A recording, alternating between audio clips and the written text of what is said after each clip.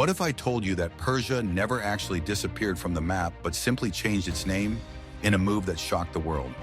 Think about why a country with thousands of years of incredible history would suddenly decide to erase its legendary identity before the entire globe in the middle of the 20th century. Today, we are going to travel through glorious ancient empires and brutal invasions to uncover the decisions that literally rewrote the memory of an entire people. But before we dive into how power and religion altered the destiny of a civilization, make sure to subscribe to the channel and comment which forgotten civilizations you want to explore. Historians of mystery need to imagine a vast land surrounded by towering mountains and scorching deserts, where ancient trade routes carried much more than just merchandise. Identity and power and legacy traveled along those dusty roads across the Iranian plateau, which is a highly strategic region that has served as the ultimate cradle of civilizations for absolute millennia. To truly understand how it all began and who the real architects of modern Iran were, we have to travel back to the second millennium before Christ. When the Indo-Iranian peoples first arrived, they were tough nomads who spoke Indo-European languages, making them distant relatives of those who later spoke Latin, Greek, Portuguese, and Spanish. Their ancient language actually had absolutely nothing in common with Arabic, which is a language that many people today mistakenly associate with the modern nation of Iran. In Old Persian, the word for mother was mater, and the word for father was ped, which are echoes that still resonate strongly as mea and pater in Latin. These were not just random sounds, but rather the deep roots of a distinct and ancient culture, where two specific groups truly stood out from the rest: the Medes and the Persians. The Medes settled in the northwest of what is now Iran, where they were incredibly powerful and highly organized, quickly establishing themselves as the dominant force. The Persians, on the other hand, settled much farther south in a very fertile region called Pars, which is exactly where the famous name Persia originates from. It was strategically located but not especially powerful at first, and absolutely no one could have ever imagined that this specific group would forever change the entire course of human history. At that specific time, the word Persian was merely a limited geographic designation, and it definitely did not represent the entire region, much less an entire sprawling civilization. The true center of absolute power was actually the Medes, who founded the first major empire in that part of the world long before the name Persia was ever spoken. Things were about to change drastically because in the midst of those rugged mountains, a man would be born whose massive ambition would completely shatter the past. He was a visionary leader who saw beyond divided tribes and dreamed of unprecedented unity. And his name was Kurash, or as the world knows him, Cyrus the Great. With him began the glorious era of the First Empire that dared to conquer not only vast stretches of land, but also the very hearts of the people. Long before Alexander, Napoleon, or Genghis Khan dreamed of conquering the world, there was a man who did it first, building an empire on the radical idea of ruling through profound respect. While the empires of the ancient Near East usually imposed their brutal rule with iron fists and total destruction, Cyrus did something completely unheard of after defeating the Medes. He founded the Achaemenid Empire, which was a brilliant political machine that, instead of sowing terrible fear, actually cultivated deep loyalty by protecting the temples of the conquered. Rather than imposing a single language or a strict religion, he respected their local gods and allowed diverse cultures to completely flourish under his protective wing. For the Jewish people exiled in Babylon, he was not seen as a cruel invader, but rather as a glorious liberator. And for the Babylonians, he was a divine restorer chosen by Marduk. Cyrus did not arrogantly proclaim himself the holy envoy of a Persian god, but instead he cleverly became the chosen one of the local gods. And this strategy worked with brutal efficiency. Under Cyrus and his powerful successors, especially Darius I, the massive Persian Empire expanded rapidly from the banks of the Indus River to the Aegean Sea. In less than a single century, they completely absorbed the great empires of the ancient world and turned massive territories from Egypt to Central Asia into mere provinces. Legendary names like Egypt and Babylon that once dominated human history now answered directly to the magnificent capital of Persepolis. But sheer size was definitely not their only incredible achievement. This unstoppable empire developed a vast and complex road network connecting thousands of miles of territory alongside a messaging system that was literally as fast as lightning. They built a sophisticated bureaucracy that did much more than just control the population, because it carefully administered, recorded, and negotiated making it an absolute masterpiece of ancient diplomacy. Renowned historian Lloyd Llewellyn-Jones, along with many others, calls this incredible civilization, without any hesitation, the very first true superpower of the world. Yet the delicate balance between deep cultural respect and massive, centralized power was always fragile. Like a tightrope stretched across the empire, where it only took a single push to break it all apart. A devastating push came riding fiercely from the west, led by an incredibly ambitious young man named Alexander. And what was about to unfold was not merely a war. It was a monumental clash between two entirely different worlds when in the year 334 before Christ, a highly disciplined army crossed the Hellespont heading east. This invading force was led by a young Macedonian king who was not even 30 years old. And while his given name was Alexander, the entire world would soon know him as Alexander the Great. His ultimate goal was not simply to conquer new territory, but rather to avenge Greece, humiliate Persia, and perhaps become an absolute living legend. In a series of incredibly decisive and bloody battles at Granicus, Issus, and finally Gaugamela, the once mighty Persian army was completely and utterly crushed. The legendary Achaemenid Empire, which for many generations had successfully ruled half the known world, completely collapsed under the relentless assault of a young man who possessed the terrifying ambition of a literal god. But the absolute most surprising part of this entire historical saga was not his military victory, but rather what he decided to do immediately afterward. Alexander did not destroy Persia, and he definitely did not erase it from the map, but instead he deeply admired it, studied it, and in a very strange way, he actually became it. He married beautiful Persian princesses, wore traditional Eastern robes, actively participated in ancient Zoroastrian rituals, and even began calling himself the legitimate successor of the Achaemenid kings. He carefully preserved the complex Persian bureaucracy and ruled directly from lavish Persian palaces, which was a shocking decision that many of his loyal Greeks found absolutely unforgivable. Within his own army, this sudden Persianization unleashed a massive storm of anger, because generals and soldiers raised on strict Hellenic ideals saw his actions as a terrible betrayal. Had they not marched all this way to completely destroy Persia and free Greece from the Eastern yoke, only to watch their leader fall under the spell of Persian luxury? Fierce internal tensions grew rapidly, and some of his closest men even began to actively conspire against him. But Alexander maintained a much broader vision for the future. He truly understood that ruling such a vast empire was not just a simple matter of swinging swords, but rather a delicate matter of powerful symbols, political legitimacy, and cultural fusion. He desperately wanted to create a massive universal civilization where the East and the West could peacefully coexist, because perhaps he dreamed of being much more than just a Macedonian king. Sadly, his sudden and mysterious death in the year 323 before Christ, at the very young age of 32, left that grand dream completely unfinished. With absolutely no clear successor to take the throne, his massive empire was quickly divided among his top generals, who were historically known as the Diadochi. The central region of the former Persian Empire eventually fell directly into the hands of the Seleucids, who were the direct descendants of Seleucus, one of his most trusted military commanders. But Persia, as a powerful cultural idea, did not completely disappear from the world. It simply went to sleep, waiting for the perfect moment to return. Soon enough, new and ambitious dynasties would awaken that sleeping giant by boldly claiming for themselves the magnificent and ancient legacy of the original Persian kings. When Alexander died, his empire quickly shattered like a broken mirror. Yet within those scattered and jagged pieces, the true essence of Persia remained very much alive.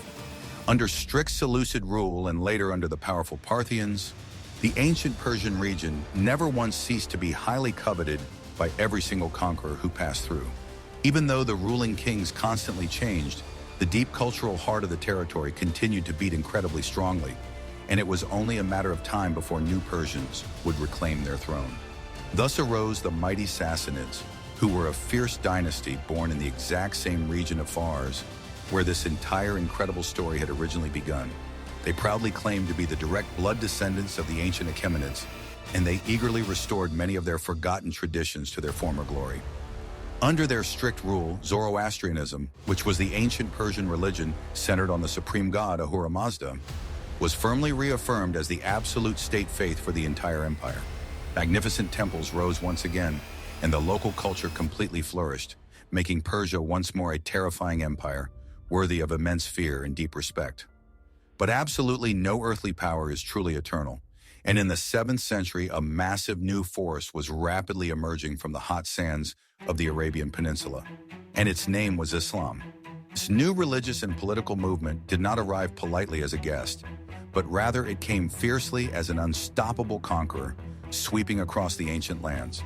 Within just a few short decades, the highly motivated Arab armies completely defeated the Sassanids and took total control of the vast territory that was once the mighty Persian Empire. With these new conquerors came entirely new religious beliefs and a completely new language, alongside a drastically different political order that shook the region to its core. The ancient faith of Zoroastrianism was gradually but firmly displaced by Islam, while Arabic quickly became the dominant administrative and religious language of the entire conquered territory. The local Persian language began to heavily absorb this massive new influence by adopting countless Arabic words, artistic styles, and complex grammatical structures. But the true underlying Persian soul did not simply disappear into the sands of time, because it stubbornly endured in its beautiful poetry, its advanced sciences, and its breathtaking art. It even survived in the unique way it embraced the new Islamic culture without entirely abandoning its own ancient and deeply rooted historical traditions. In the violent centuries that closely followed, the region passed through the hands of Turkish and Mongol invaders, alongside various other local Persian dynasties who fought bitterly for absolute control. The powerful Buyids even managed to completely control Baghdad, which was the very beating heart of the Islamic Caliphate at that specific time in history. Then came the fierce Seljuks and the terrifying Mongols of Genghis Khan, followed by Tamerlane and various Turkoman states that fiercely fought over every single bloody inch of available territory. It was an incredibly chaotic geopolitical chessboard where absolute power constantly changed hands depending on who had the largest army and the sharpest swords. Yet in that endless whirlwind of brutal wars and bloody conquests, something truly fascinating began to solidify, which was a unique Persian identity that distinguished itself heavily from the rest of the Arab world. That crucial cultural distinction would grow incredibly stronger under a brand new dynasty that would not only restore political unity, but also leave an absolutely indelible religious mark. Amid the chaotic mess of small warring dynasties and endless regional conflicts, a powerful new force emerged that would forever transform the political soul of the territory: the Safavid dynasty. They were definitely not just another greedy lineage, hungry for temporary power, because they had a very clear and calculated vision to completely unify the territory under a distinct new banner. They decided to officially impose Twelver Shia Islam as the absolute state religion, even though the Islam practiced in the region until then had been predominantly Sunni. This massive religious shift was absolutely not a smooth or peaceful transition, because they ruthlessly enforced it through harsh persecution, strict reforms, and deep social restructuring. Yet in doing so, they successfully planted the permanent seed of what would clearly distinguish the modern nation of Iran from the rest of the vast Islamic world even to this very day.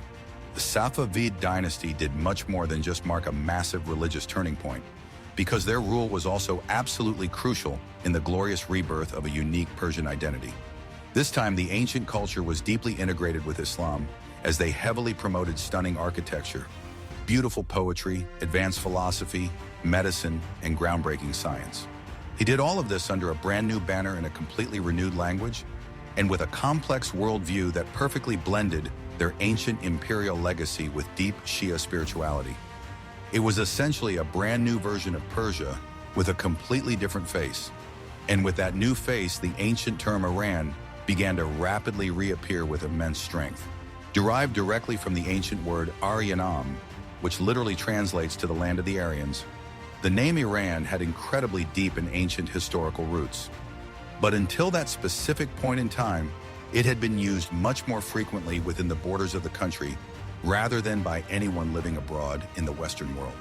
In sharp contrast, the name Persia, which originally referred only to the southern province of Fars, was the exact name by which all foreigners had known the country since the time of the Greeks. Thus, while the Safavids consolidated their control and later dynasties such as the Qajars kept the state alive, a very strange identity duality was slowly taking shape.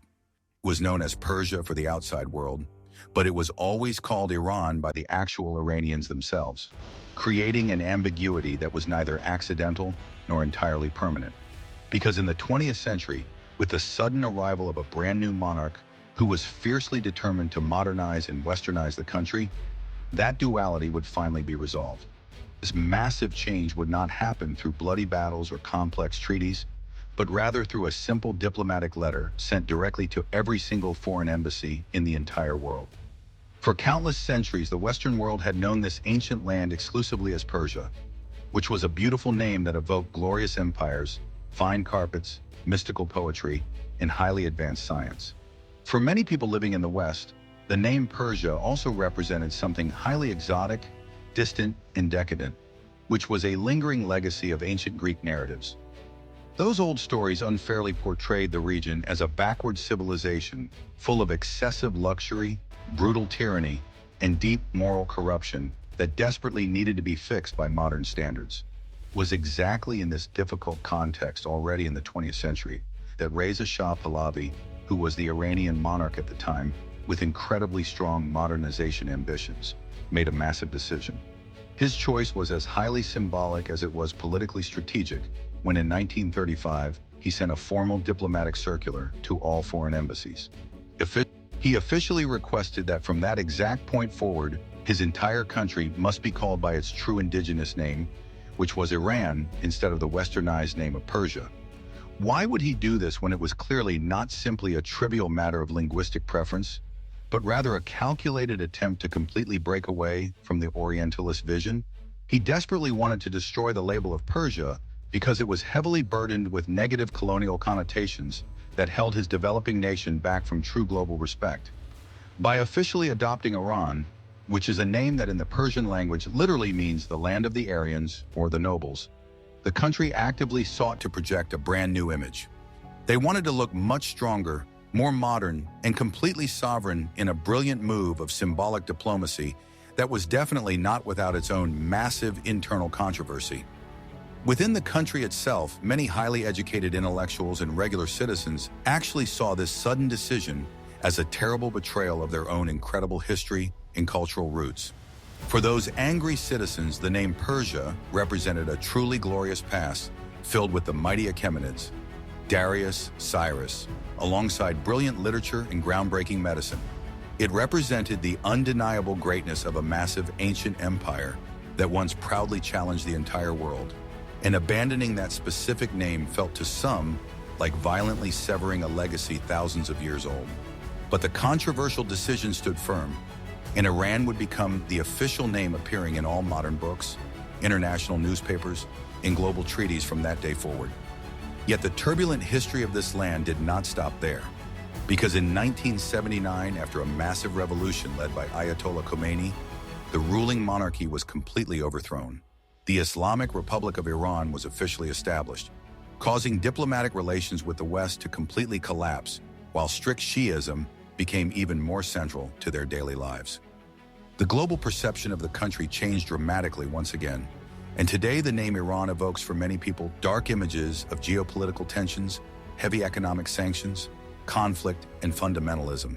Meanwhile, the ancient name of Persia has ironically regained a beautiful romantic aura that is heavily associated with lost grandeur, highly refined culture, and an almost mythical past.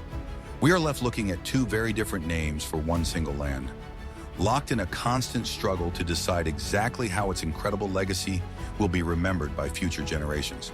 Because sometimes a seemingly simple name change hides a massive silent war between what we once were, what we currently are, and what the world truly wants to see in us.